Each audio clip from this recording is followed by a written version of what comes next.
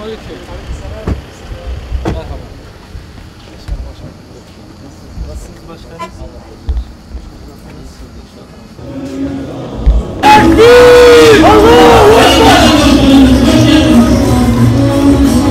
Buyurun.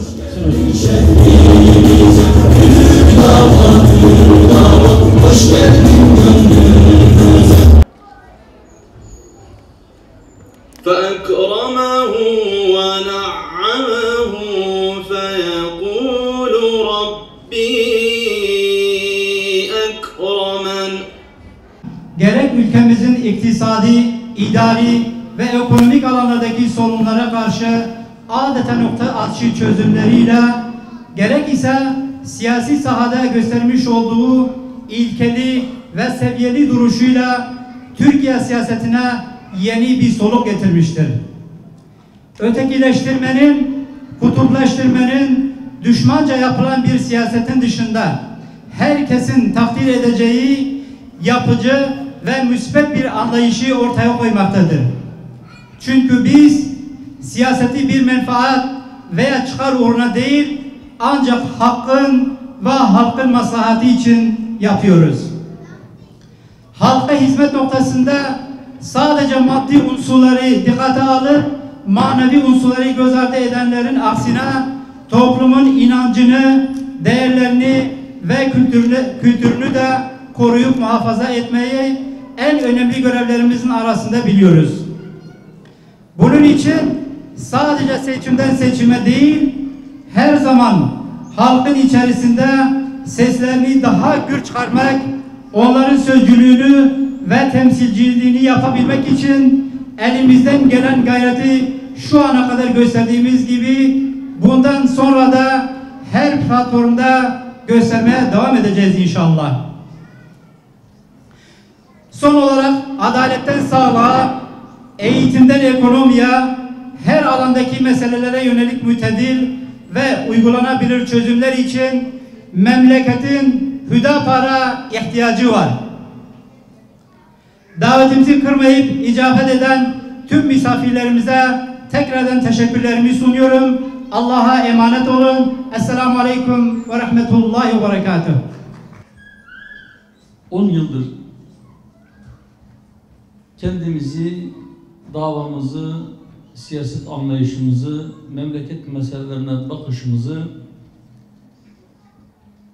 fırsat bulduğumuz her yerde, temas kurduğumuz her vatandaşa izah etmeye çalıştık. Zamanın ve imkanların el verdiği ölçüde.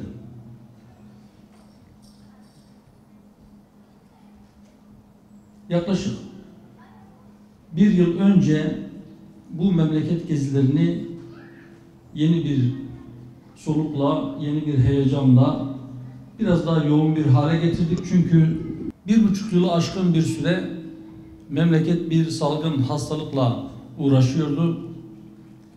Bir Covid-19 musibeti bütün dünyayı sarmıştı. Bu çalışmalarımız bir anlamda sekteye uğramıştı. Bir yıl önce, yani 2021 yılının Temmuz ayında memleket gezilerine başladık. Bir haftadır Ege bölgesindeyiz. Geçtiğimiz pazartesiyi salıya bağlayan gece İzmir'e geldik. Buradan Manisa, Uşak, Denizli, Aydın, şimdi tekrar İzmir'deyiz. İnşallah bugün buradaki programımızı bitirip memleketin başka bir köşesine doğru yol almaya başlayacağız.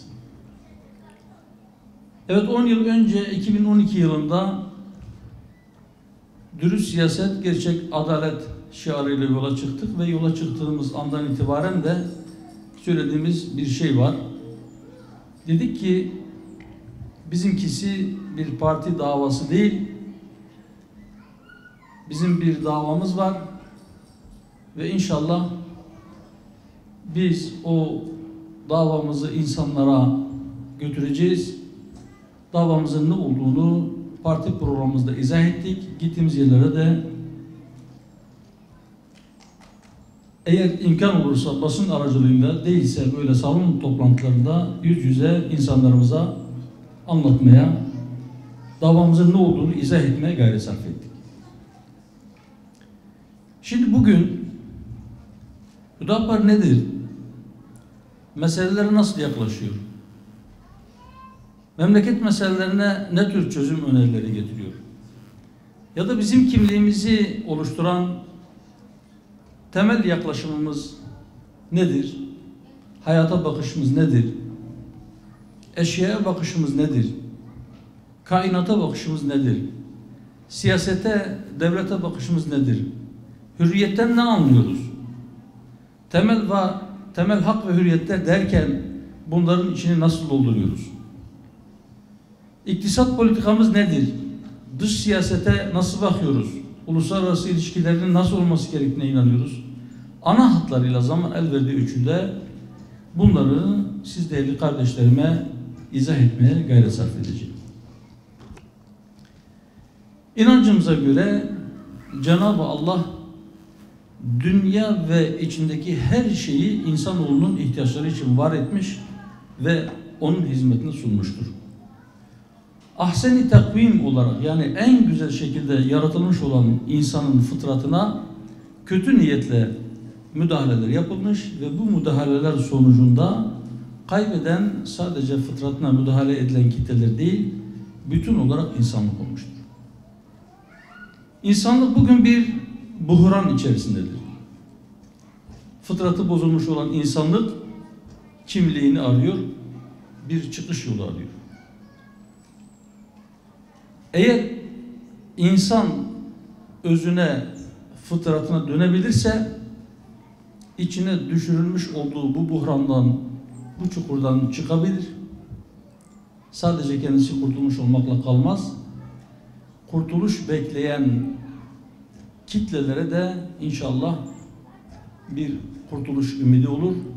Onları kurtarma görevini de bundan sonra üstlenebilir. Ama bunun için önce bizim özümüze, fıtratımıza, yaratılış kodlarımıza, tabiri caizse fabrika ayarlarımıza geri dönmemiz gerekir. Batı'dan bize empoze edilen, Batı'nın malı ve yaklaşım tarzı olan bir fikir vardır. Ona göre insan insanın kurdudur. Hayatın temel kanunu savaştır, mücadeledir. Hatta dikkat etmişsinizdir, bizim topraklarımızda yetişen, büyüyen, bu memleketin suyunu içmiş, havasını solumuş, ekmeğini yemiş, bu memleketin servetiyle belki mal, mülk edilmiş, bir mevki, makam edilmiş insanlar bile dilleri o kadar batılılaştı ki, o kadar dünyevileşti ki, o kadar seküler bir hale geldi ki, vefat eden birisiyle ilgili bir haber verdiklerinde bile ölümle pençeleşen falan savaşı kaybetti ya da mücadeleyi kaybetti. Kim kazanmış ki? Kim eceli yenebilmiş ki? Kim ecelin pençesinden kurtulabilmiş ki? Ölümsüz olan kim var ki? Ama buna rağmen böyle bir dil, böyle bir yaklaşım maalesef her gün ilmek ilmek dokunuyor. Bakın evlerinizdeki belgesel kanallarına tabiatın herhangi bir parçası, herhangi bir canlı ile ilgili bir belgesel yapıldığında orada hayatın temel kanununun mücadele, savaş, çekişme olduğu yönünde ince ince şuur altımıza bazı şeyleri yerleştirmeye çalışıyor. Ama biz bunun kültür ve medeniyetimize uygun olmadığının bilincinde insanlar olarak diyoruz ki bütün insanlar bir tek erkek ve kadından, Hazreti Adem babamız ve Hazreti Havva anamızdan türemişlerdir. Ve onların çocukları olarak insanlık ailesinin bir üyesidirler. Birbirlerinin insan olarak kardeşidirler. Ve kardeşler arasındaki temel kanun çekişme, savaş ve birbirini yutma üzerine değil, hayat dayanışma ve yardımlaşma ile güzeldir ve aslında temel kanun da bu olmalıdır. Yine bizim inancımıza göre, bizim kültürümüze göre, bizim önderimiz, rehberimiz Hazreti Peygamber Aleyhisselatü Vesselam Efendimizin bize öğrettiğine göre kardeş kardeşine zulmetmez, darda kaldığında onu yalnız bırakmaz. Bu yüce değerleri yeniden ihya ile bu değerlere sahip olan ve bunları hayatında uygulayan bir insanı ve bir toplumu yeniden inşa etmek gerektiğine inanıyoruz.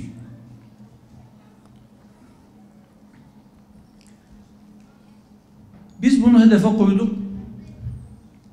İnsanlığın yeniden fıtratına dönüşü için çaba sarf eden, bunu kendisine dava edinen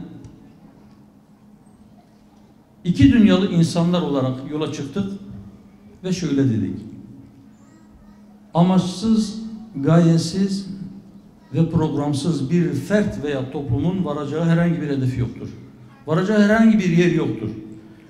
Hedefi olanlar yol alırlar, hedefi olmayanlar ise sadece dolaşırlar.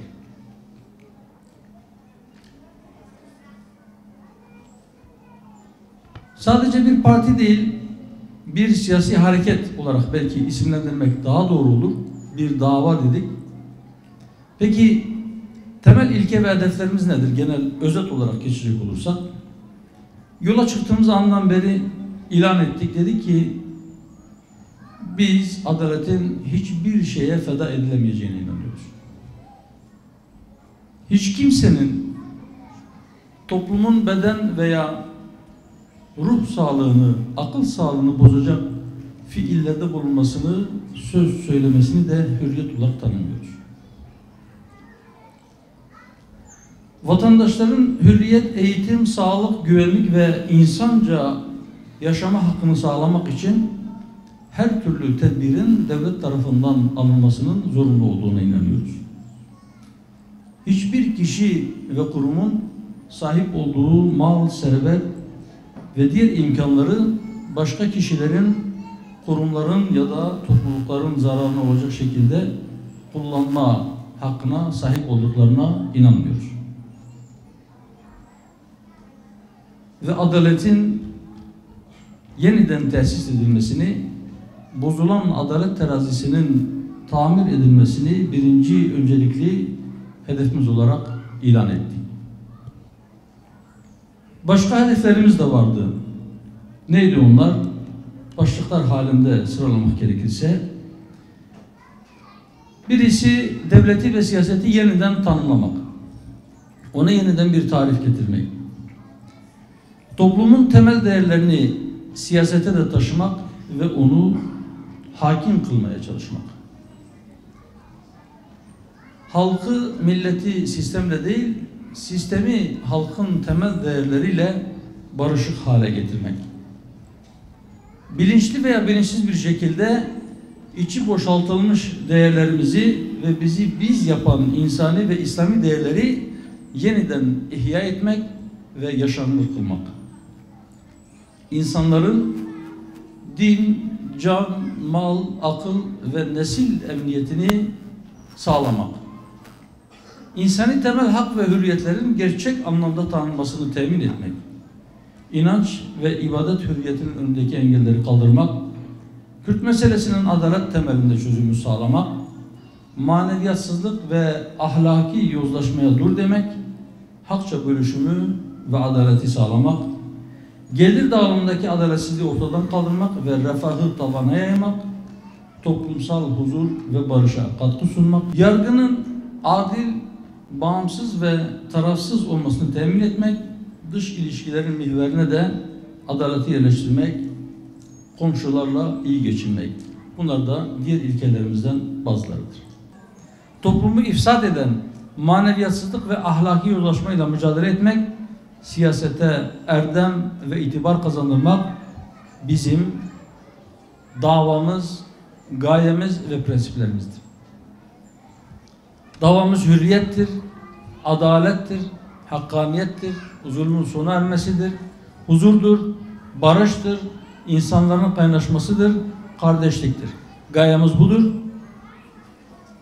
Bu gayeyle, bu gayede bizimle ortaklaşan insanlarla, azimle inşallah takatimiz el verdiği ölçüde, nefesimiz yettiğince yürümeye azimliyiz. Rabbim yolumuzu, bahtımızı açık eylesin. Size soran olursa Hüdapar kimdir diye bugün bu söylediklerimizden akılda kalanları söylersiniz. Hepinize Allah'a emanet ediyorum. Selamun Aleyküm ve Rahmetullahi ve Berekatuhu. Gençler seninle gurur duyuyor. İzmir seninle gurur duyuyor. Bizim 6 günlük Ege programı sona erdi. Ayrılacağız. Sizleri burada tuttuk, bekliyoruz. Hepinize ayrı ayrı teşekkür ediyorum. Rabbim ecrinizi artırsın. Cehdinizi, gayretinizi artırsın. Ayaklarınızı sırat-ı müstakim üzerine sabit tutsun inşallah. Kardeşliğinizi sağlamlaştırsın. Birliğinizi, beraberliğinizi bozmaya çalışanlara Rabbim fırsat vermesin. Allah hepinizden razı olsun. Hepinize Allah'a emanet ediyorum. Lütfen dualarınızı eksik etmeyin. Biz koşturmaya devam edeceğiz. Daha güzel programlarda, daha verimli programlarda en kısa zamanda buluşmak üzere. Allah'a emanet olun. Hakkınızı helal edin.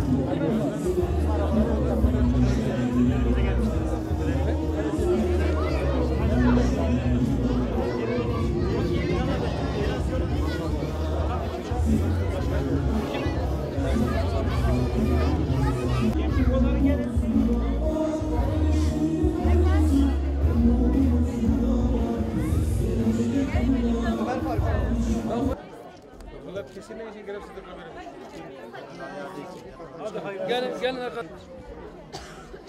Sen de şu. Sen de şu.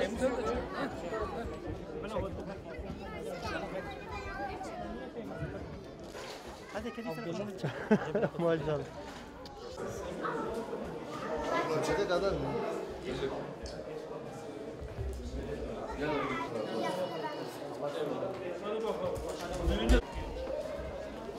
Tekbir! Allahu Ekber! Tekbir! Allahu Ekber! Tekbir! Allahu Ekber!